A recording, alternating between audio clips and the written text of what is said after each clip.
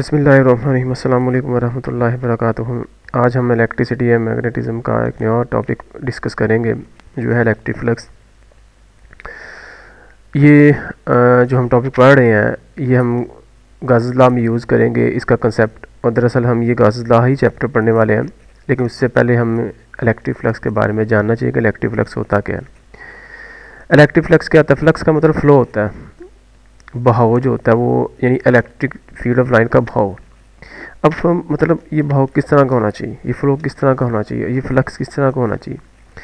अब for example देखें कि हमारे पास कोई भी एरिया है, कोई भी एरिया है हमारे पास, फॉर एग्जांपल ये एक हमारे पास एरिया है, तो इसमें इलेक्ट्रिक फील्ड लाइन्स गुजरती हैं। जितनी इलेक्ट्रिक फील्ड लाइन गुजरेंगी इस एरिया के अंदर से वो उसका फ्लक्स होगा।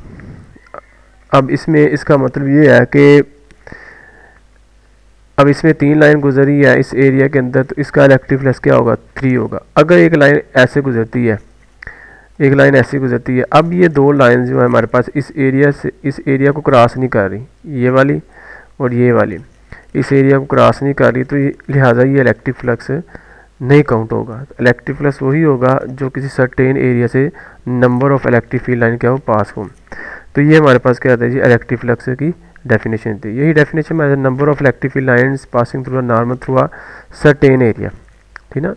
तो सर्टेन एरिया के नॉर्मल क्या करे, वो पास करे, तो उसे हम कहते हैं इलेक्ट्रिक फ्लक्स। क्या कहते हैं? इलेक्ट्रिक फ्लक्स कहते हैं जी, ठीक है। ये थी छोटी सी डेफिनेशन। अब इसके बाद जी इसकी एक और डेफिनेशन हमारे पास देखिएगा। कहते हैं कि हमारे पास ये प्रोडक्ट होता है area and component of electric field intensity to the normal area. ये आपको डायग्राम नज़र आ रही है। फ़र्ज़ करें कि हमारे पास ये एरिया सरफेस एस है, उसका इलेक्ट्रिक फील्ड हमारे पास इस तरफ है, और ये जो लाइन है ये एरिया की दरअसल ये एरिया हमारे पास, ये क्या है हमारे पास एरिया।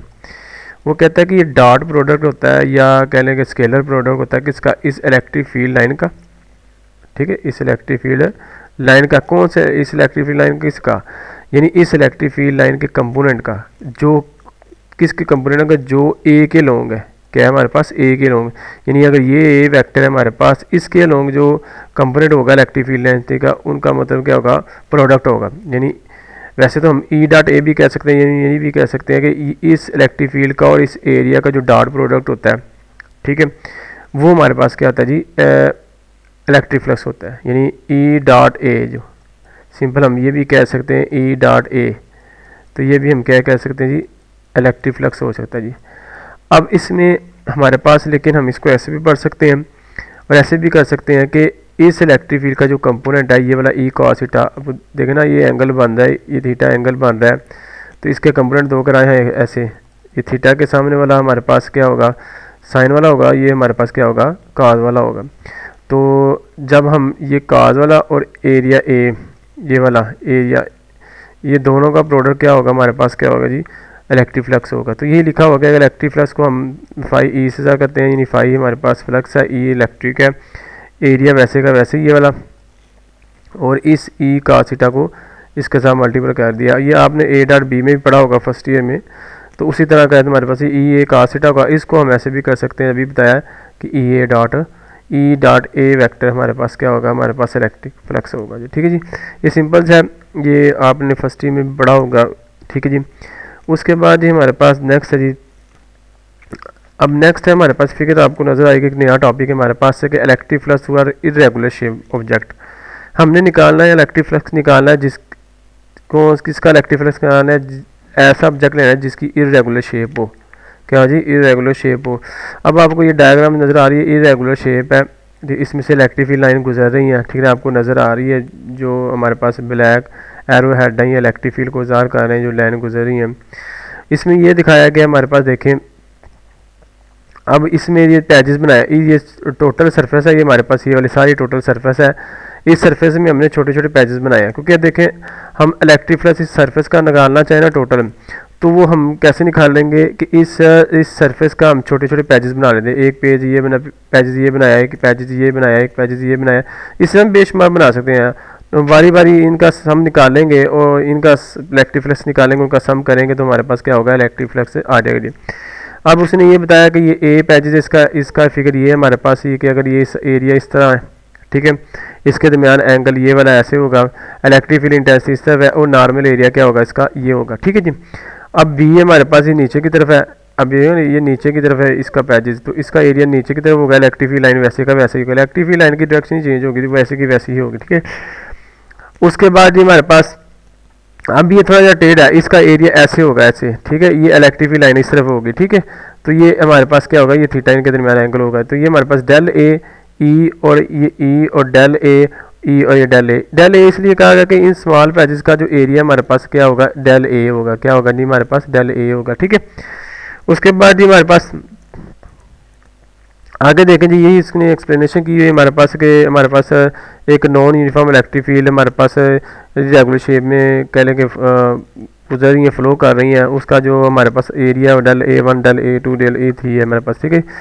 अब देखिए इसमें बाद हम कहते हैं कि let E one and E two E three E N are the electric field intensity which make the angle theta one and theta two and theta. ये अभी मैंने फिगर दिखाई है आपको कि फॉर एग्जांपल ये हमारे पास इस तरह की फिगर है, ठीक है। तो कहते हैं ये इसके दरमियान अगर ये एरिया है, ठीक है, ये इलेक्ट्रिक फील्ड इंटेंसिटी है, ठीक है, इनके दरमियान थीटा है, ठीक है। अब ये थीटा वन का लें, इस फर्ज करें ये फिगर वन है, फिगर टू के लिए थीटा टू होगा, फिगर थ्री के लिए थीटा थ्री होगा। ये अगर ई हमारे पास ई वन है तो इसमें हमारे पास जो डेल एरिया होगा वो क्या होगा, हमारे पास डेल ए वन होगा, ठीक है ना, करके यहाँ पे स्मॉल पैचेस बनाया हुआ, ठीक है। अब ये बनाने के लिए इसी तरह टू के लिए निकालेंगे, थ्री के लिए निकालेंगे, फोर्थ के लिए निकालेंगे, ठीक है जी। उसके बाद ही हमारे पास ये लिखा हुआ कि हमारे पास थीटा वन जो है ना हमारे पास normal of the area element del A one del A two del A three and so N के लिए बना हुआ है, ठीक है। और five one five two five three and five n तक इसका इलेक्ट्रिक फ्लक्स है। हमें टोटल इलेक्ट्रिक फ्लक्स निकालना है। टोटल इलेक्ट्रिक फ्लक्स कैसे निकालेंगे कि five one plus five two plus five three plus so five N.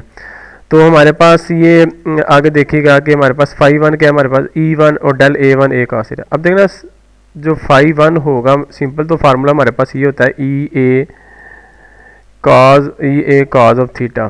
Simple अगर जनरली फार्मूला हम यूज़ करें, फार्मल ये फाइव फर्स्ट करेंगे, ये फाइव है हमारे पास, ठीक है, ये फाइव है, ठीक है। अब ये फाइव है हमारे पास। अब देखें इसमें हमारे पास ये फाइव है तो ई ए कॉज ऑफ थीटा होगा हमारे पास, ये हमारे पास इसकी डेफिनेशन के लिए आता है जी। अब हमारे पास अगर इधर ये सिंपल फार्मूला, अगर हमारे पास यहाँ पे फाइव वन आता है तो इसमें फाइव वन के लिए हम डेल ए वन यूज़ करेंगे और ई के लिए ई वन यूज़ करेंगे और कॉस थीटा वैसे का वैसे ही। इस तरह फाइव टू के लिए हम क्या करेंगे, ई टू करेंगे और del A two cos of theta. इसी तरह ई थ्री फाइव थ्री के लिए क्या करेंगे, ये वाला कंपोनेंट यूज़ करेंगे, E three del A three cos of E theta three and so N के लिए हो जाएगा, ठीक है जी। अब इसको ही हम यूटिलाइज करेंगे आगे जी। देखें बड़ा आसान है, इलेक्ट्रिक फ्लक्स क्या होगा, इससे मल्टीपल हो जाएगा, इसके साथ मल्टीपल हो जाएगा, इसके साथ मल्टीपल हो जाएगा, इसके साथ मल्टीपल का सिंपल लिखा हुआ, ठीक है। देखें सिंपल मल्टीप्लिकेशन की हुई है, ठीक है। अब इसके आगे देखिएगा कि हमारे पास देखें ये आपको पता ना कि ये अगर ये डार्ट बन जाता है, इस देखें फार्मूला अगर इलेक्ट्रिक फ्लक्स का फार्मूला ये है ई ए कॉज ऑफ थीटा, तो ये बन जाता है ई डॉट ए। ये क्या बन जाता है, ई डॉट ए, दो वेक्टरों का डॉट बन जाता है जिसके साथ cos थीटा। इसलिए ये भी समझे E one del A one cos theta one है तो इसके इनके दरमियान डॉट क्या होगा, E one dot del A one. इसी तरह इनके दरमियान टू होगा, E two vector dot del A two vector होगा। इसी तरह E three vector dot del E three vector होगा एंड सो ऑन एन तक हो जाएगा हमारे पास, ठीक है। अब देखें ये सम है सबका सम, ठीक है। तो इसको हम ऐसे भी लिख सकते हैं टोटल इलेक्ट्रिक फ्लक्स को वैसे का वैसे ही। इसको हम इसका जैसे कि हम 9 या फर्स्ट क्लास में पढ़ते थे, समीशन पढ़ते थे कि हम फॉर एग्जांपल इसका समीशन पढ़ते थे, समीशन कर देते। अब हम बड़ी क्लासेस में समीशन नहीं पढ़ेंगे बल्कि इंटीग्रेशन पढ़ेंगे। क्या पढ़ेंगे, जब भी हमने सम करना हो टोटल करना हो तो हम क्या करते हैं उसकी इंटीग्रेशन करते हैं, किसकी, ई की और डी ए। हम डेल ए यूज़ नहीं करेंगे, डेल ए यूज़ नहीं करेंगे बल्कि क्या यूज़ करेंगे इंटीग्रेशन में, डी ए। क्योंकि डेल भी स्मॉल होता है, चेंज होती है, डेल भी चेंज होती है और डी भी क्या आती है, चेंज ही होती है, ठीक है। इससे आपने परेशान नहीं होता। ये हमारे पास क्या था, एक टोटल हमारे पास इलेक्ट्रिक फ्लक्स निकालना था। ये बड़ा आसान टॉपिक था, ये जनरल आपने बस इतना फार्मूला याद रखना है क्योंकि आगे हम इसकी एप्लीकेशन पढ़ेंगे उसमें यूज़ होगा। तो इसमें बस आपने यही याद रखना है कि हमने इरेगुलर शेप के लिए हम इलेक्ट्रिक फ्लक्स कैसे निकाल सकते हैं? कैसे निकाल सकते हैं कि हम छोटे छोटे पैजेस बनाएंगे, उन सब का इलेक्ट्रिक फ्लक्स अलग अलग निकाल लेंगे, अलग अलग निकालने के बाद टोटल इलेक्ट्रिक फ्लक्स निकाल देंगे, सबका सम करेंगे तो हमारे पास क्या आ जाएगा, उसका टोटल इलेक्ट्रिक फ्लक्स आ जाएगा। तो ये था आज का लेक्चर, उम्मीद है कि आपको समझ आई होगी। Thank you so much.